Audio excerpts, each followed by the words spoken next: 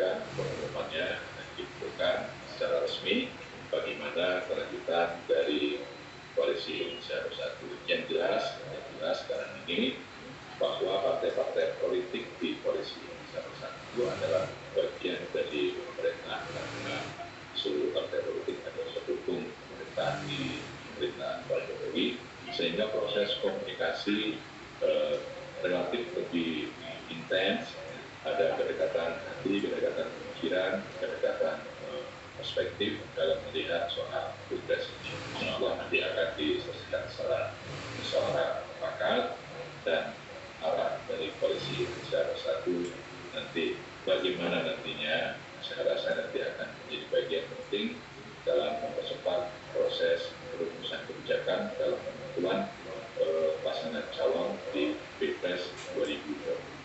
Intinya KIP menginginkan bahwa pemilu sebagai pengejawantahan kedaulatan rakyat harus mengembangkan ikatan kebangsaan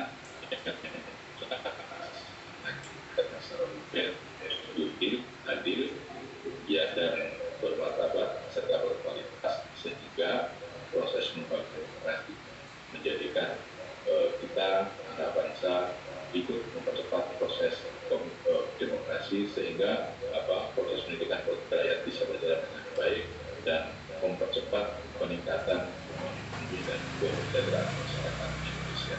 Ya, bahwa pemilu ini setiap 5 tahun ada, kalaupun toh nanti ada perbedaan pendapat, perbedaan pilihan, itu adalah bagian dari demokrasi, dan setiap 5 tahun juga nanti kita akan bertemu lagi dengan lembaran baru, dengan lembaran yang sama.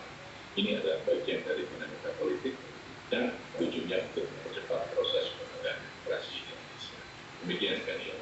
Baik, nama Ganjar. Apa suara saya sudah bisa dengar? Sudah saya dengar dengan jelas. Silakan Pak Nurdin. Baik. Jadi pertemuan malam ini insya Allah akan semakin mematangkan untuk tetap membentuk koalisi besar PAN, Golkar, PKB dengan Gerindra minus P3, karena P3 sudah menyatakan sikap politiknya kepada PDIP. Jadi ini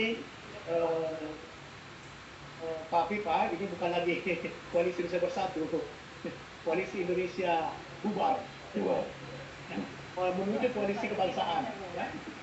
Ini sudah pasti tidak bersatu lagi, karena P3 sudah faktanya sudah ke Mas Ganjar, ya, dan itu hal kita harus memahami bahwa itu sikap politik P3. Hanya yang kita sayangkan adalah mestinya berbicara dengan PAN, dengan Golkar, baru menyampaikan sikap politik yang berbeda dengan KB.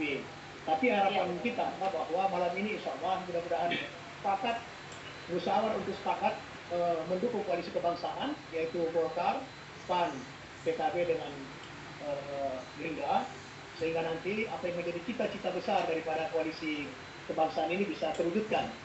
Mengenai capresnya, karena ada 3 capres ini, ada Pak Muhaimin, ada Erlangga Hartarto, ada Prabowo, tinggal 3 berbicara siapa capresnya, siapa cawapresnya. Saya kira tidak akan ada hal yang bisa mengganjal untuk menghadirkan daripada koalisi kebangsaan ini.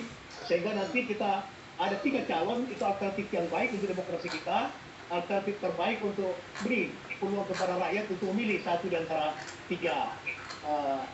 Dan harapan kita adalah seperti itu terjadi, dan insya Allah malam ini akan dibicarakan secara matang oleh Ketua Umum PAN dan Ketua Umum Partai Golkar, sekalipun juga Ketua P3 hadir dalam pertemuan tersebut.